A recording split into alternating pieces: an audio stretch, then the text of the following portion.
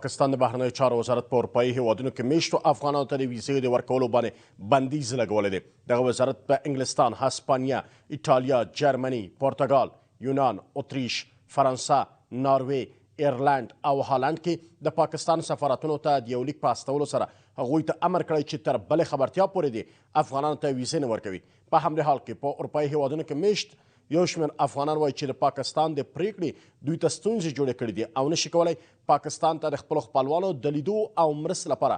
سفر وکړي. د پاکستان د بهرنیو چارو وزارت په بریتانیا، هسپانیا، ایټالیا، جرمني، پرتګال، یونان، اتریش، فرانسې، ناروې، ایرلند او هالند کې خپلو سفارتونو ته د دغه لیک په استولو سره هغوی ته امر کړی چې تر راتلونکې خبرتیا پورې د افغان اتباعو ته ویزې نه ورکوي. که څه هم د پاکستان د بهرنیو چارو وزارت په مکتوب کې د دې پریکړې لامل نه دی په ډاګه شوی، خو ځینو پاکستاني چارواکو رسنیو ته ویلي چې د دې کار لامل افغانانو ته د سویډن د جعلي اقامت کارتونو پر اساس د 1600 ویزو د ورکړې بیاکتنه ده. د پاکستان د بهرنیو چارو وزارت تر اوسه دا نه دی ویلي چې د ویزې بندیز به څومره دوام وکړي. ځینې سرچینې بیا دا خبره مني په اسلام آباد کې هغوی دا وایي چې شاوخوا 1400 ویزې په جعلي اسنادو باندې جاری کړې شوې وي، نو ځکه دا کار درولې دي. اوس پوښتنه دا ده چې ویزې خو پاکستان جاری کوي، ویزې خو کو جعلي اسناد د دې خبرو منو چې داخل کړي هم وي، جمع کړي هم وي، نو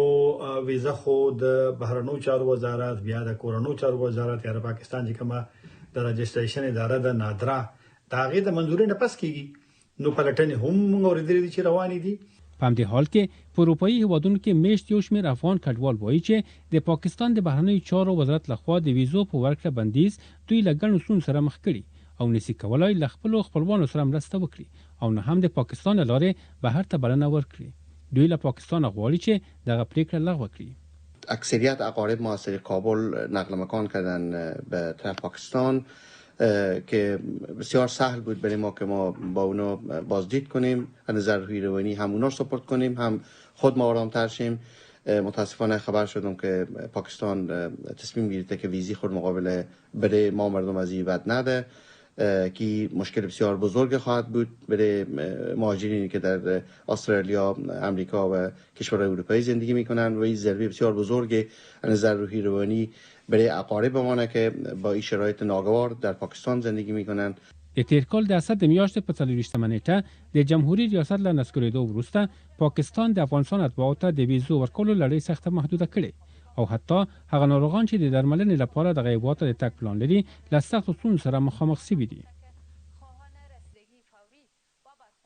د فبروري 14